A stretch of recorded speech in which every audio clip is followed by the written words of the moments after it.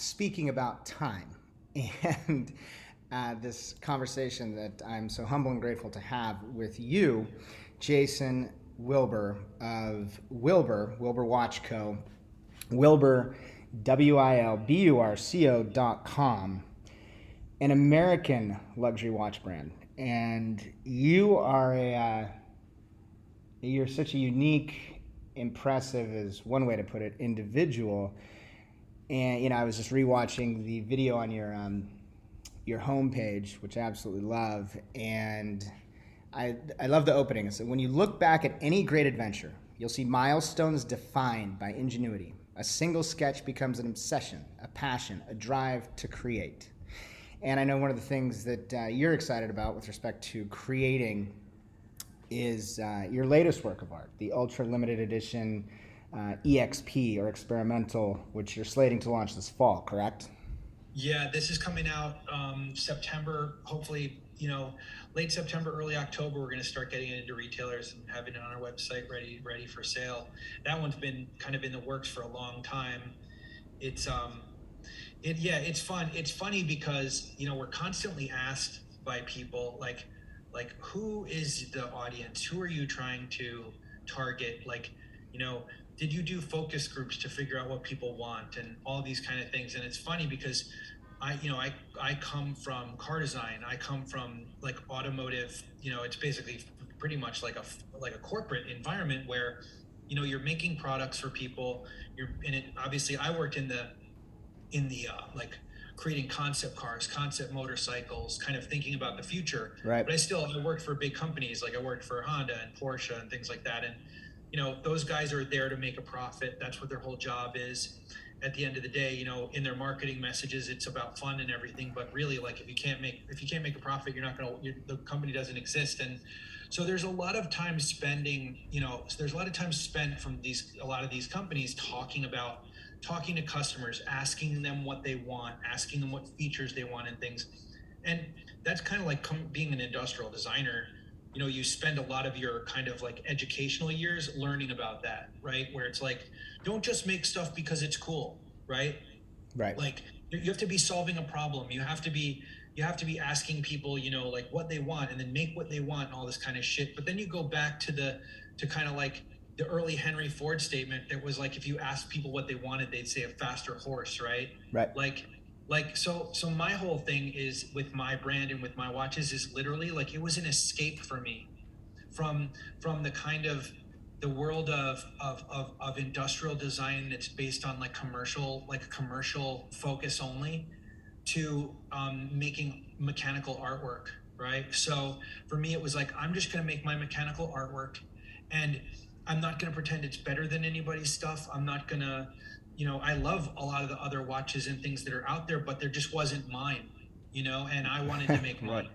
And I was doing it because really like motorcycles, cars, all those things, they still are kind of like the machines that make you feel like a superhero, right? Mm-hmm. Like that's why you love it when you're a little kid, because it's like, oh, I'm going to strap this motorcycle to my body and I'm going to do 200 miles an hour and like I feel like a superhero or something. And so like that kind of giving life to machines thing has always like been a thing for me. And I think that the when you start thinking about how you shape a corporation or shape a brand or something, a lot of times you do it the opposite way, where it's like you don't just create something, you actually go look for a gap in the market, right? You go look for a gap in the market, then you start thinking about like what's the attainable market, how can you compete on price, how can you compete on brand attributes and all those things. And literally I decided that I just wanted to be like the industry risk taker, where it's literally I call it dreams of machines, because that's kind of what it is. Like I just think about this stuff all day and then make it. And sometimes it comes out well, sometimes not so well. Sometimes it's great. Sometimes a lot of people love it. Sometimes everybody hates it, but there's definitely a lot of people that love it. And that, to me, that's what it's about, is like making something cool that creates this conversation. Because let's be honest, nobody needs watches for anything. And we're not over here curing cancer. Right. We're not saving lives. Like I'm just making mechanical toys. So to me, it's kind of modern day Santa's workshop, right? Just, That's a great way to put it. like just making these crazy things. And for me, it's a lot about the process of seeing if I can break my brain, like Yeah. seeing if I can make it hurt a little bit more every time I make something crazy. Challenging engineers that say like that's not the way we normally make a watch. So I mean, to get down to the nitty gritty in terms of the brand. I mean, the brand is really supposed to be kind of like this. I like people always say that it kind of reminds them of like the what like Red Bull of watches would be, right? Where Well, it's it like, correlates with your slogan. We are the wolf, not the sheep. Correct? yeah, like we're trying to, and the thing is, again, it's not to like diss anybody else, right? It's not just Yeah. like everybody always says you only like crazy things. I'm like, no, I don't actually like a lot of like. There's a lot of like really clean, simple watches I like.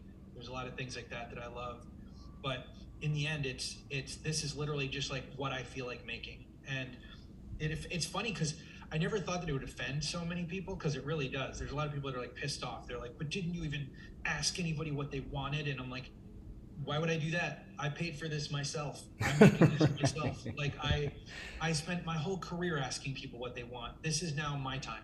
Yeah. I'm making this for me and my friends. And it's fun because I'm generating a lot of friends. I'm making new friends from this thing because it just in the end it's conversation, right? It's what it is. Yeah, So and I thank you for sharing everything you just did. And you're just at its core, you're an inventor.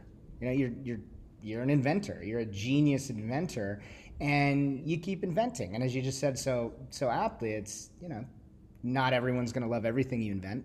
But the beauty of it is that with your philosophy and approach every day is you get up, and I don't know how many days of the week, I guess this is a question and a statement, that you wake up and you might have something new that comes to mind that you try every day, or maybe it's a few times a month. But in doing it, it's okay, knowing that millions of people might love this, hundreds of thousands of people might love this, or no one may dig it.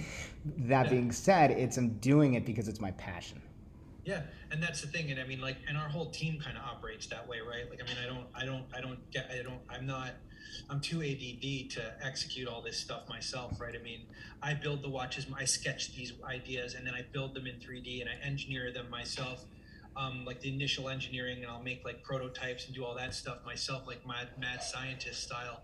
But then I have a whole entire team that helps with, finalizing the engineering drawings and making this thing super pro. Because at the end of the day, when you're doing like a fun brand, a lot of times people's misconception is that then like it could be possibly sloppy to execution or something like that, right? Yeah. So so our whole thing is like it's fun, but it's also deadly serious. I mean, when you get the watches in your hand and you see the level of quality and everything, I mean, we're competing with the best.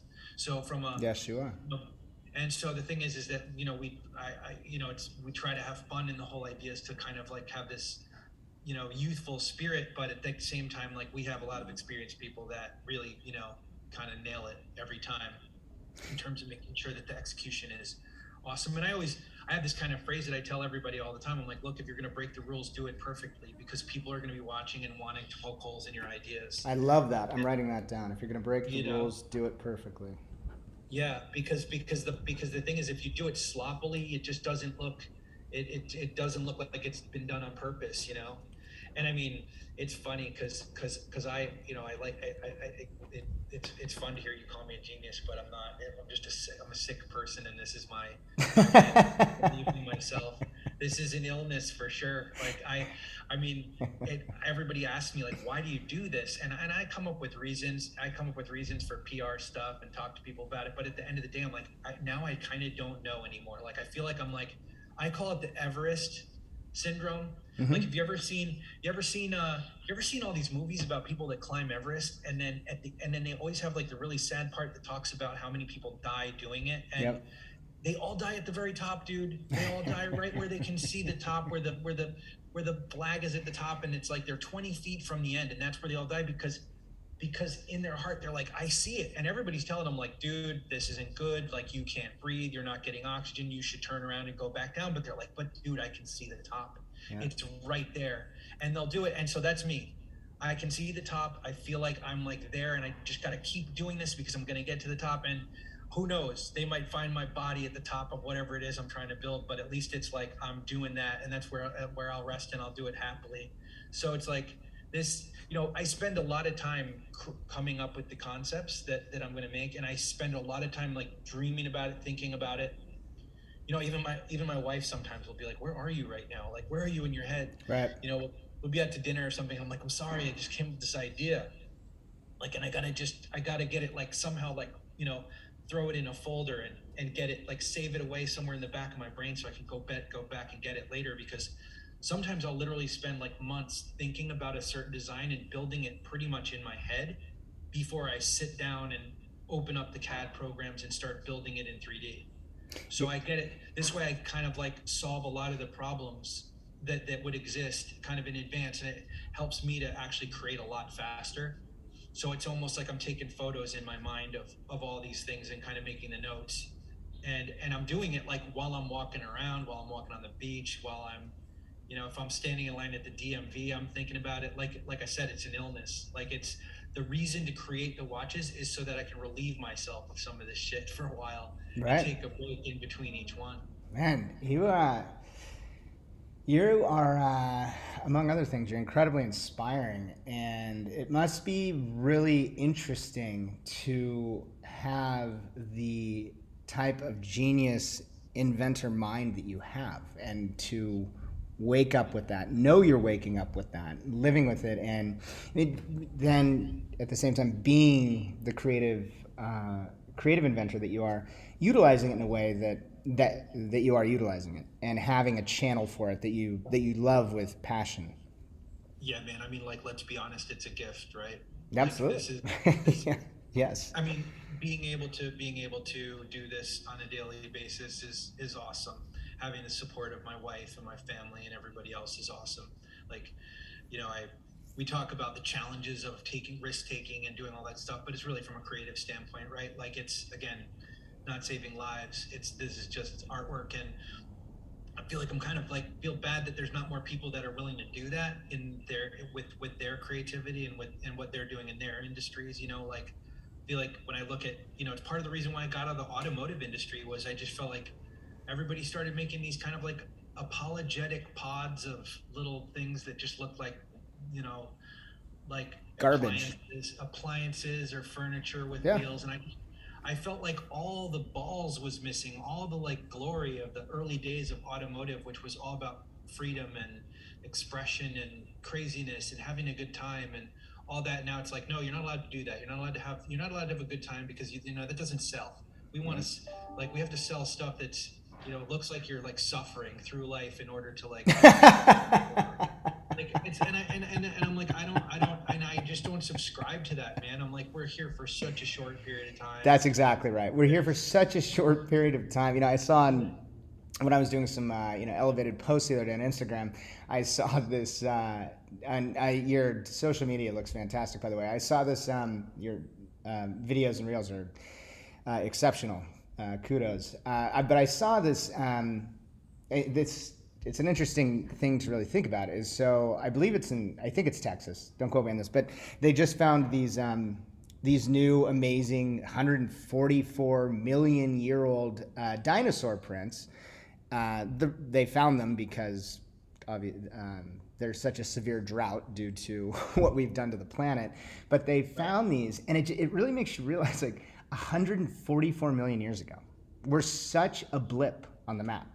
And in correlation with what you've been saying, and I believe in that philosophy, it's sure, if you are born and you wake up with the mind of, okay, for me I am going to try and cure cancer, whatever it might be. Okay, great, that's your passion.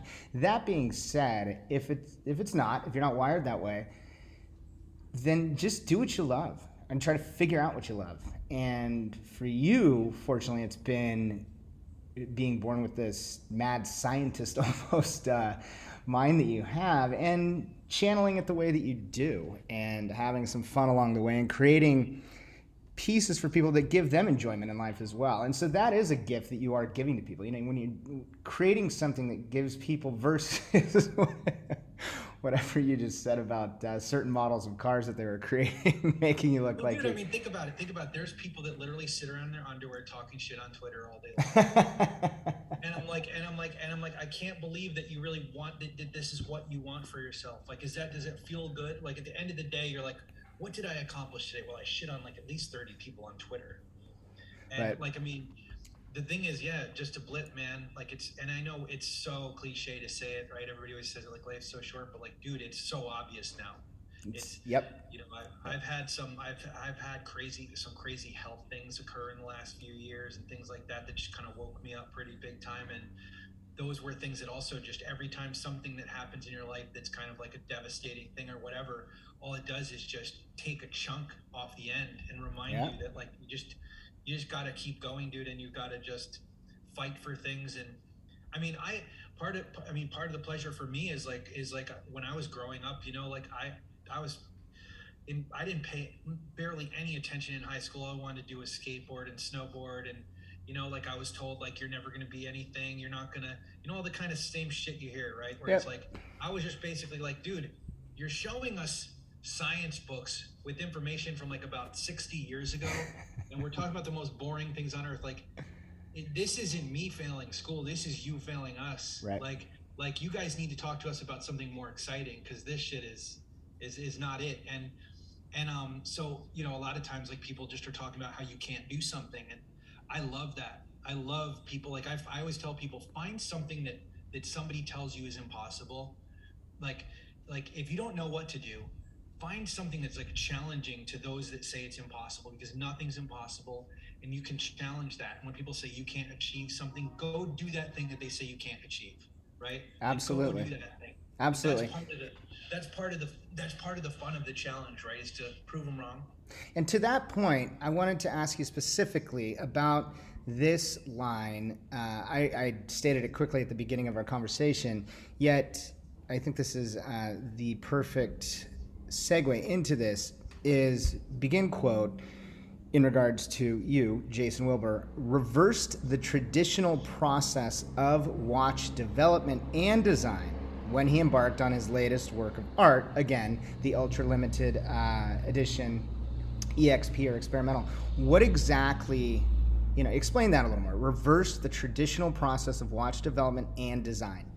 Okay, so what it means is, I mean, again, so from like where I draw my inspiration is all machines, right? It's basically car stuff. And when I design my watches, I'm designing them the same way that I used to design concept cars, right? Like I look at that as a 3D object, right? Like it's a 3D piece of art. So I'm spinning it around on the screen. It has to look just as cool from the back as it does from the front. It's a three-dimensional piece of art, not Right.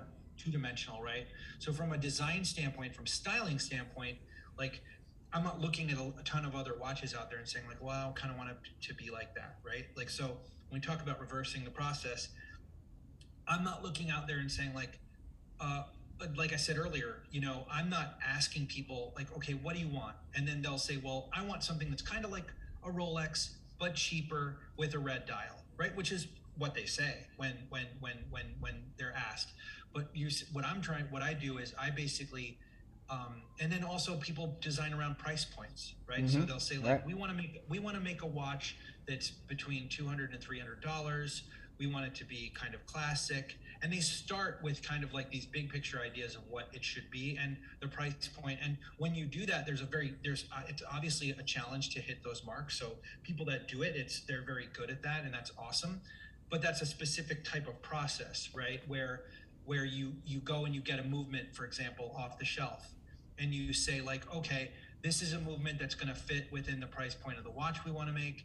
Now let's start designing the watch around the movement, right? So it's like if you were to do a car and you choose the motor first, and then you say, we're going to use this motor because it fits within kind of the realm of what we want to do. And then we're going to start drawing or to building a car around that engine, right? Mm-hmm. Like what I'm doing here is I design what I want the watch to be without thinking about any of that stuff. So I'm sitting here thinking about it, and I'm thinking about this mechanical art that just happens to tell time. And so I'm like, well, maybe it should have the date. Maybe obviously I should have hands on there. And obviously I should make it so that it kind of fits within the limited rules I give for myself. And then I look at it and say like, okay, now that I've done this kind of concept car essentially, right, Right. of version of the watch, I have a pure idea of what I want it to be. So I start with it like that. I'm not even thinking about like pure dimensions or anything yet. I'm literally just make a sculpture.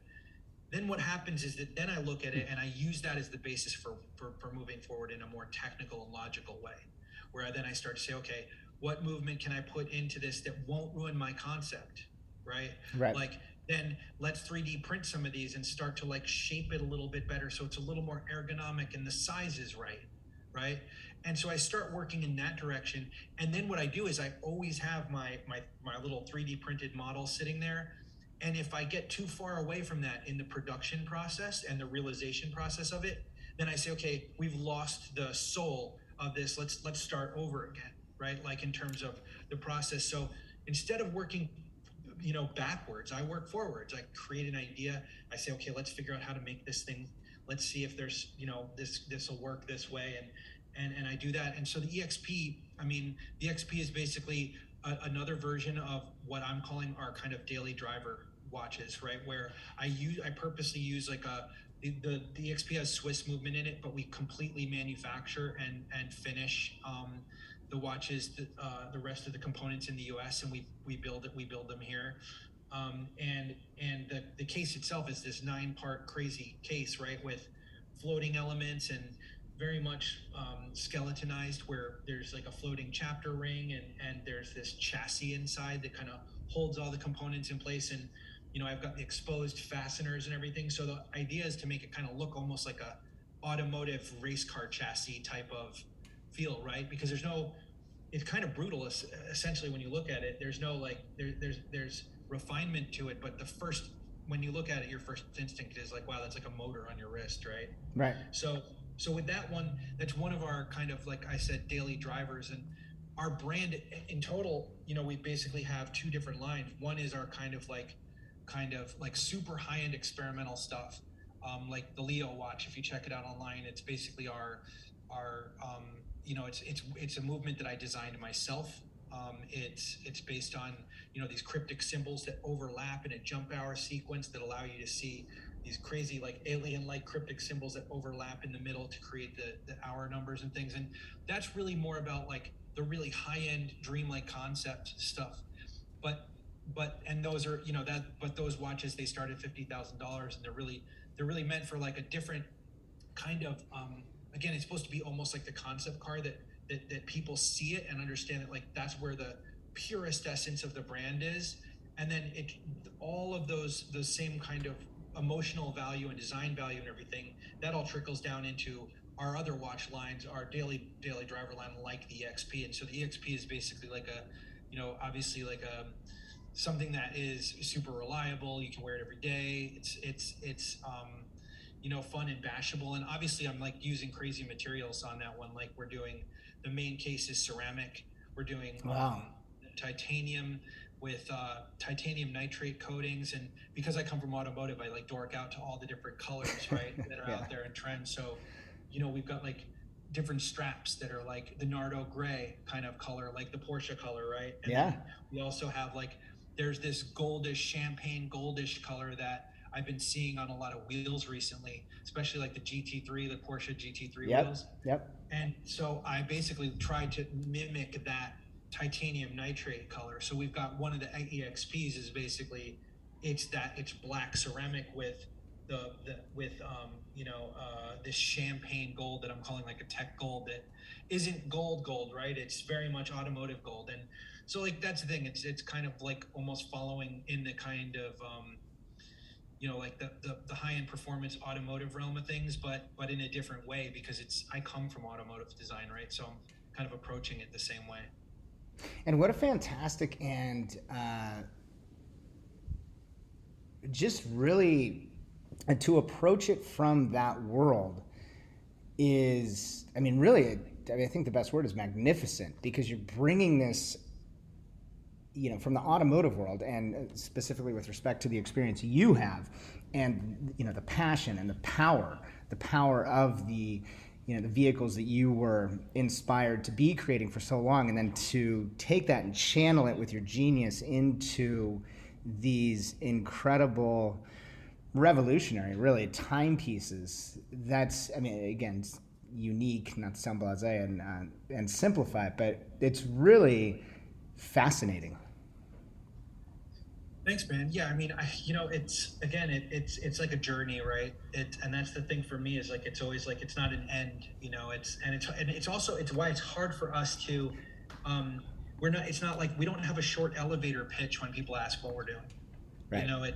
It's we have to sit down and tell the stories, and that's the most fun part, right? I mean, like, I love it when a customer comes and starts saying like, dude, like this thing's awesome and I had a long conversation about it, or like, I'll have the watches on my wrist and we'll be just walking around, or you'll be at a bar or something and somebody's like, tell me about that piece, like what is that, Right. And you just end up in these awesome conversations and meeting crazy cool people, and at the end of the day it's like that's what it is, right? It's like it's a people brand. It's we're creating relationships. People get it. Like there's a lot of people that get it and there's a lot of people that don't. That's kind of partially why a lot of people that get it like it. They like that, like they're the ones that get it and other people don't. Absolutely. Things like that. So it's kind of fun in that way. And I mean, I'm super excited for the future. Like I've got all these ideas that I want to just flush out of my head. And we've got like a bunch of, awesome people on the team now. We're growing the brand. We just raised a financial round of investment this past year to grow the brand. And so obviously, congratulations. Thank you. Obviously there's the challenges of going from kind of this dreamlike art world that isn't what drives my brain, right? To then focusing, kind of putting on the CEO hat and starting to really try to build the brand without losing the essence of what the whole thing, why we're here to begin with. And right. I think that's right. For us, it's going to be, it's not like we don't have ideas. We've got tons of ideas. And that usually the challenge for people in our position is that we don't, that people find themselves with no ideas. There's no dearth of ideas over here, right? What we have to do is make sure that we don't let our heads get too big, right? And we don't get ahead of ourselves.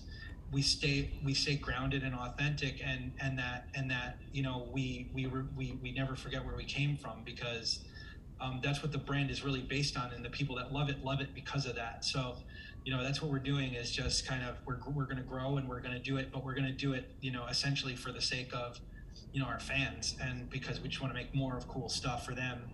And aside from that, there's no other real reason to do it.